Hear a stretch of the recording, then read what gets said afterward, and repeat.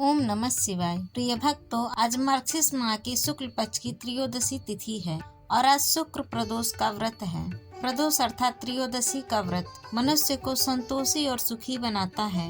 अतः जो भक्त आज के दिन त्रयोदशी का व्रत करते हैं या कथा सुनते हैं, उनके घर परिवार में सदा सुख शांति बनी रहती है। भक्तों को कर्ज से मुक्ति मिल जाती है। इस व्रत को करने से दान देने के समान पुण्य फल की प्राप्ति होती है। स्त्रियां सौभाग्यवती होती हैं। इस दिन सफेद या गुलाबी वस्त्र को पहनना या तिलक लगाना चाहिए। ऐसा करने से व्यक्ति की सभी मनोकामनाएं पूर्ण होती है। भगवान शिव जी के साथ साथ माता पार्वती का भी आशीर्वाद प्राप्त होता है। तो आज मैं सुना रही हूँ शुक्र प्रदोष व्रत में सुनी जाने वाली भोलेनाथ तथा माता पार्वती की बड़ी ही दुर्लभ कथा, जिसे आप सभी भक्त बड़ी ही श्रद्धा तथा प्रसन्न चित्त मन से सुनिए। विदर्भ देश में सत्यरथ नाम से प्रसिद्ध एक राजा थे, जो धर्म में तत्पर, सत्सल और बड़े बड़े शिव भक्तों से प्रेम करने वाले थे। धर्म पूर्वक पृथ्वी का पालन करते हुए उनका बहुत सा समय सुख पूर्वक बीत गया। तब किसी समय सल्व देश के राजाओं ने उस राजा की राजधानी पर आक्रमण करके उसे चारों ओर से घेर लिया तथा उन शत्रुओं से राजा का बड़ा भयंकर युद्ध हुआ। शत्रुओं के साथ दारुण युद्ध करके उनकी बड़ी भारी सेना नष्ट हो गई। फिर देव युग में राजा भी सालू के हाथ मारे गए।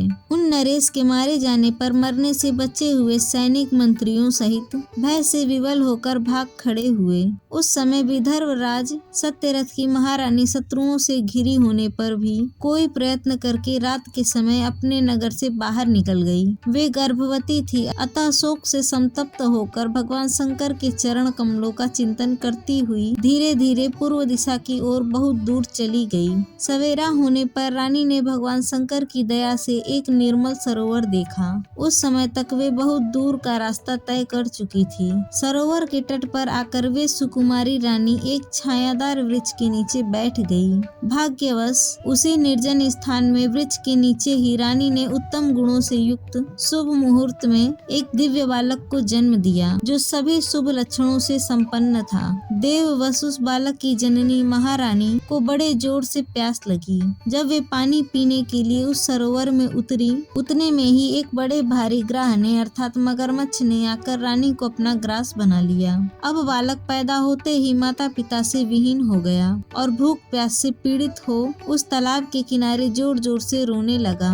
इतने में उस पर कृपा करके भगवान महेश्वर वहां आ गए और उस शिशु की रक्षा करने लगे। उन्हीं की प्रेरणा से एक ब्राह्मणी अकस्मात वहां आ गई। वह विधवा थी, घर घर भिक्षा मांगकर जीवन निर्वाह करती थी और अपने 1 वर्ष के बालक को गोद में लिए हुए उस तालाब के तट पर पहुंची। उसने एक अनाथ शिशु को वहां क्रुदन करते हुए देखा। निर्जन वन में उस बालक को देखकर ब्राह्मणी को बड़ा ही विस्मय हुआ और मन ही मन विचार करने लगी, अहो, यह मुझे इस समय बड़े आश्चर्य की बात दिखाई देती है। यह नवजात शिशु, जिसकी नाल भी अभी तक नहीं कटी है, पृथ्वी पर पड़ा हुआ है। इसकी माँ भी नहीं है, पिता आदि दूसरे कोई सहायक भी यहाँ नहीं दिखाई देते। क्या कारण हो गया, न जाने यह किसका पुत्र है। इसे जानने वाला यहाँ कोई भी नहीं है, जिससे इसके जन्म के विषय में पूछूं। इसे देखकर मेरे हृदय में करुणा उत्पन्न हो गई है। मैं इस बालक का अपने पुत्र की भांति पालन पोषण करना चाहती हूँ, परंतु इसके कुल और जन्म आदि का ज्ञान न होने के कारण इसे छूने का साहस नहीं होता।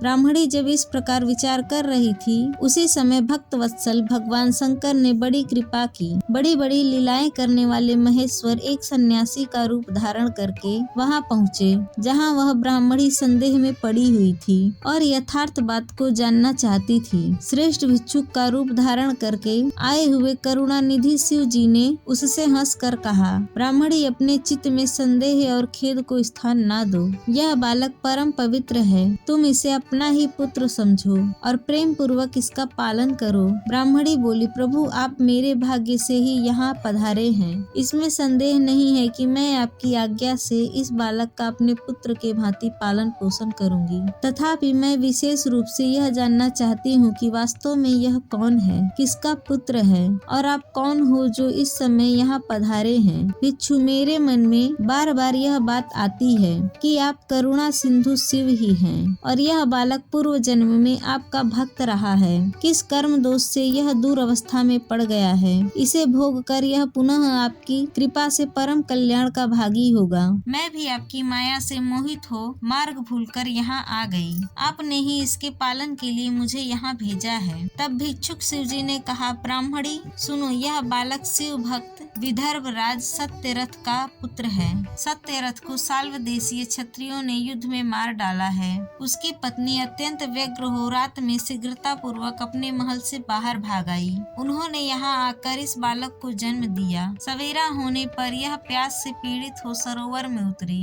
उसी समय देववंश एक ग्रास ने आकर उसे अपना आहार बना लिया। तब ब्राह्मणी ने पूछा, भिक्षु देव, क्या कारण है इसके माता पिता सत्यरथ श्रेष्ठ भागों के उपभोग के समय बीच में ही साल्व देशीय शत्रुओं द्वारा मार डाले गए? किस कारण से इस शिशु की माता को ग्रास ने खा लिया और यह शिशु जो जन्म से ही अनाथ है, बंधुहीन हो गया, इसका क्या कारण है? मेरा अपना पुत्र भी अत्यंत दरिद्र एवं भिक्षुक क्यों हुआ तथा मेरे इन दोनों पुत्र को भविष्य में कैसे सुख प्राप्त होगा? तब भिक्षुक रूपी शिव जी ने कहा, इस राजकुमार के पिता विदर्भ राज पूर्व जन्म में पांड्य देश के श्रेष्ठ राजा थे। वे सभी धर्मों के ज्ञाता थे और संपूर्ण पृथ्वी का धर्म पूर्वक पालन करते थे।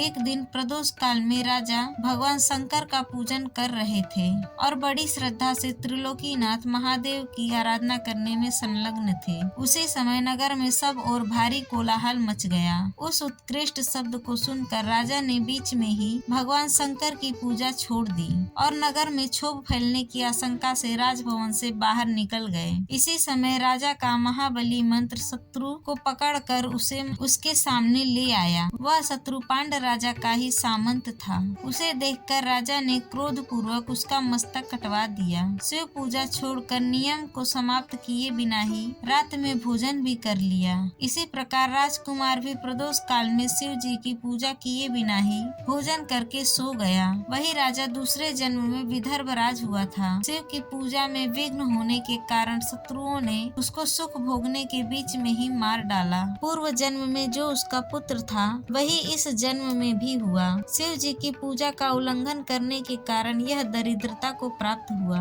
इसकी माता ने पूर्व जन्म में छल से अपने सौत को मार डाला था। उस महापाप के कारण ही वह इस जन्म में ग्रास के द्वारा मारी गई। ब्राह्मणे, यह तुम्हारा पुत्र पूर्व जन्म में उत्तम ब्राह्मण था। इसने सारी आयु केवल दान लेने में बिताई, यज्ञ आदि सत्कर्म नहीं किए, इसीलिए यह दरिद्रता को प्राप्त हुआ। उस दोष का निवारण करने के लिए अब तुम भगवान शंकर की शरण में जाओ। यह दोनों बालक योगो पवित्र संस्कार के पश्चात भगवान शिव की आराधना करें। भगवान शिव इनका कल्याण करेंगे। इस प्रकार ब्राह्मणी को उपदेश देकर भिक्षुक भगवान शिव, जो सन्यासी वेश में थे, वे भक्त वत्सल शिव जी ने अपने उत्तम स्वरूप का दर्शन कराया। उन्हें साक्षात शिव जानकर ब्राह्मण पत्नी ने प्रणाम किया और प्रेम से गदगद होकर उनकी स्तुति करने लगी। भगवान शिव वहीं अंतर ध्यान हो गए। उनके चले जाने पर ब्राह्मणी उस बालक को लेकर अपने पुत्र के साथ घर को चली गई। वह उत्तम अन्न से अपने बेटे तथा राजकुमार का भी पालन पोषण करने लगी।